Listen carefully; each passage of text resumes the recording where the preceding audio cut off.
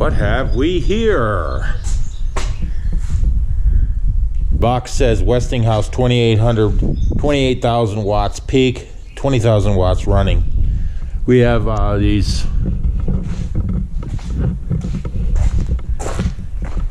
two walk-in freezers, and we're out in the country,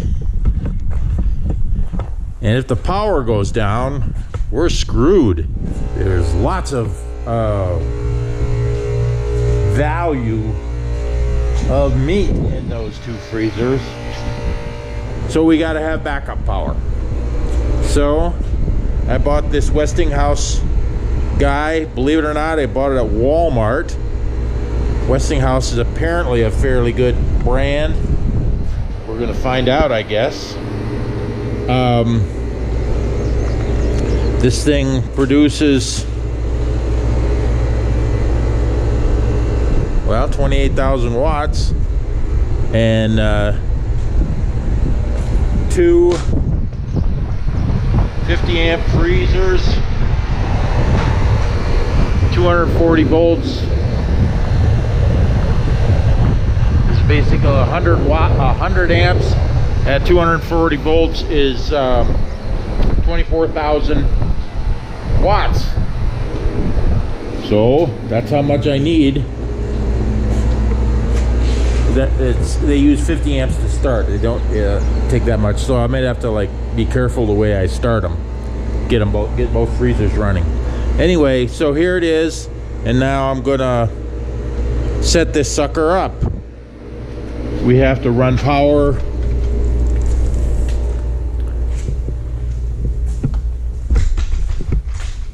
into here, over there. I've called the electrician about setting up a lockout. I can fake it if I absolutely need to, but I really don't want to. That's called a suicide cord. In other words, it's got male plug on both ends. You plug one end to the female outlet, and then the other end into the generator, and make sure you got the power turned off to the building, otherwise you'll be powering the entire physical universe and any linemen working on the power line. So you definitely, that's why you don't want to do that. You don't want to be shocking to anybody.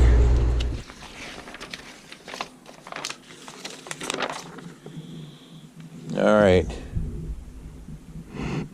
here's the quick start thing.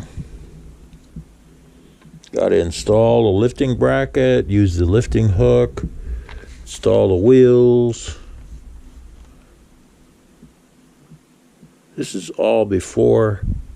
Then you remove it from the pallet. Then you add engine oil, add unleaded gasoline.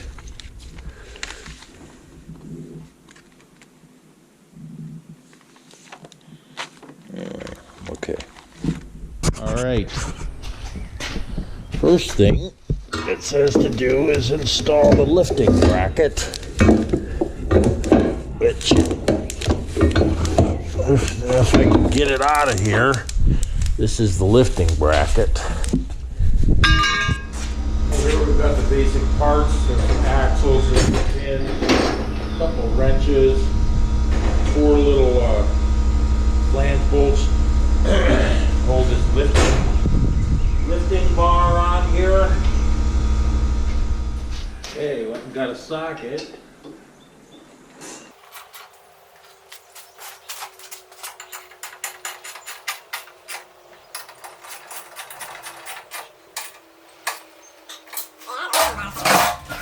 Use the lifting hook to raise the generator enough to install the wheels, which means I need to go get the tractor.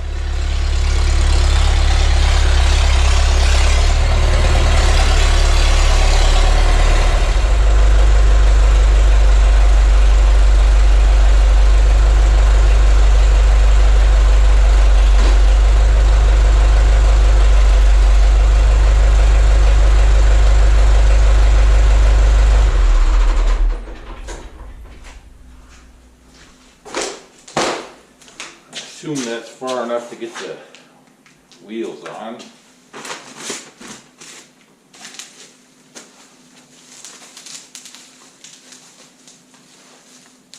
Luckily they can only go on one way.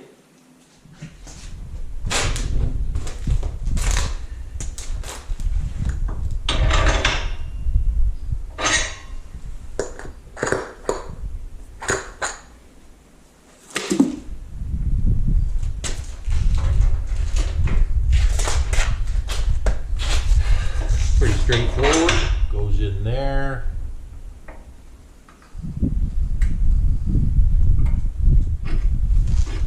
Retaining clip keys goes in the other side, goes in through the hole in the end of the axle. This guy goes on there. Can actually only go on one way. And then you wiggle it till it fits.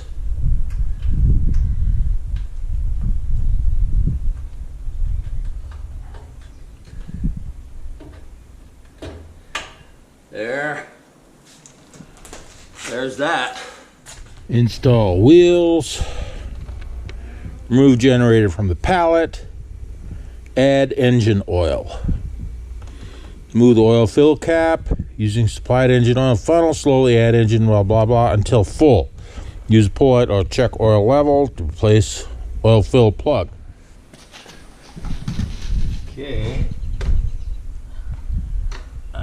Closer examination of the book reveals, owner's manual reveals that it's supposed to use 2.43 quarts or 2.3 liters, which is how much this guy is.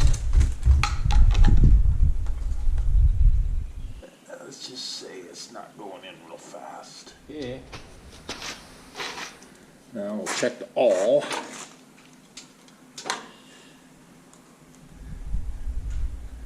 Looks just about perfect. Next thing is to add fuel. It says it uses 17 gallons in 11 hours.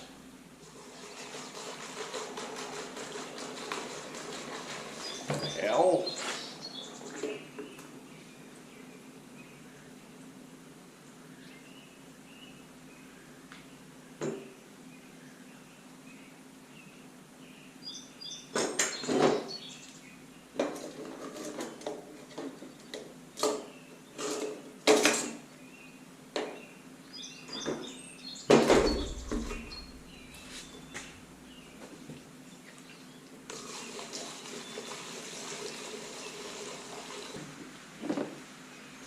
Yeah, this very helpful screen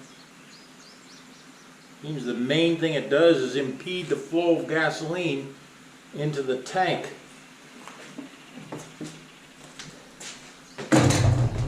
Obviously, that's the main thing it does. It also caught a little bit of sediment there. Of course, I just pulled it out so I don't have to pour the fuel in that.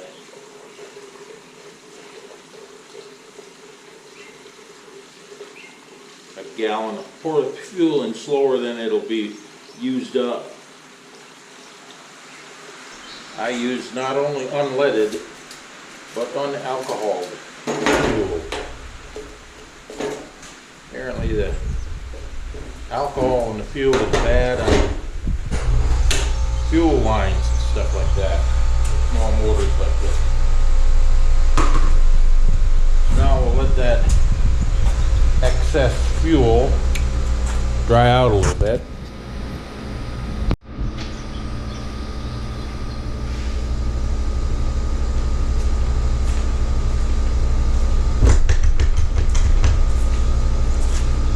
Now the starting procedure. Make sure it's outside, which is under a lean-to, but it's outside. Check the fuel and oil levels. Just did that. Make sure nothing is plugged into power outlets. Nope, nothing's plugged into the power outlets. Connect the battery. Battery's connected.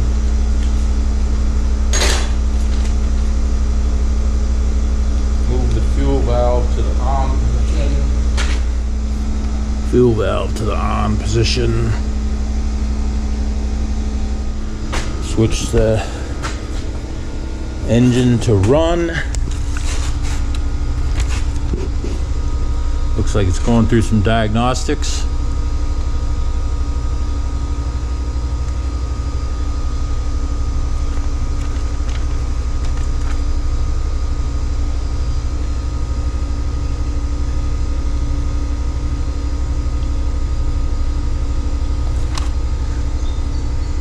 Choose starting method, push button start or wireless remote start.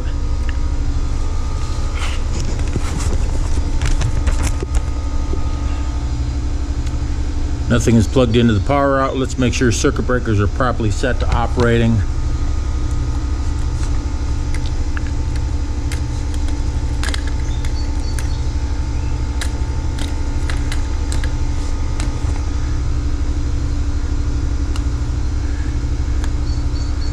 Yeah, they're all set to operating.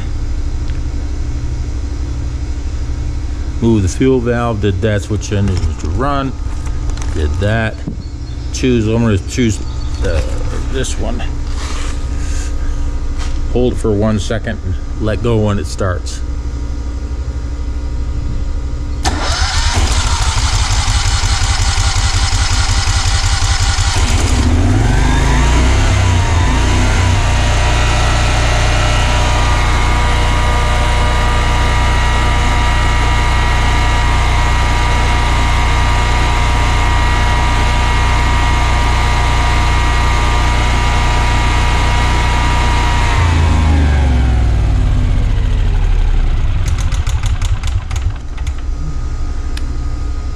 Well, it is noisy, that's damn sure.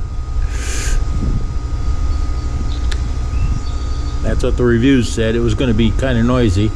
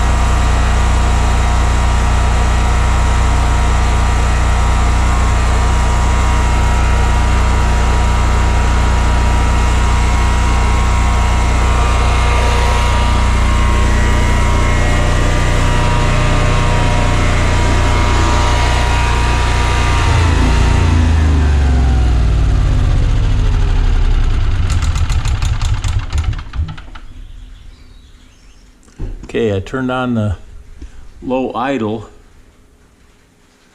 So now I'll try starting it with the low idle thing turned on. We'll see what happens.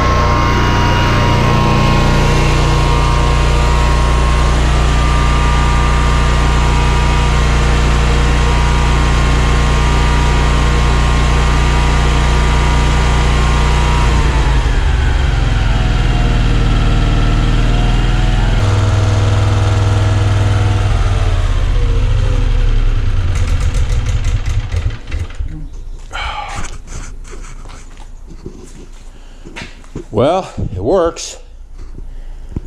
The idle, it's got to be running full tilt in order for it to even produce 120 volt. I've cleaned up around the place mostly. Now we just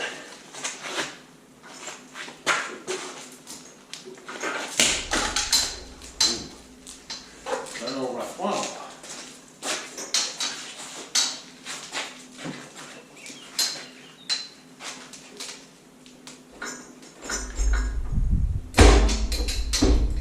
And it's not even hard to move.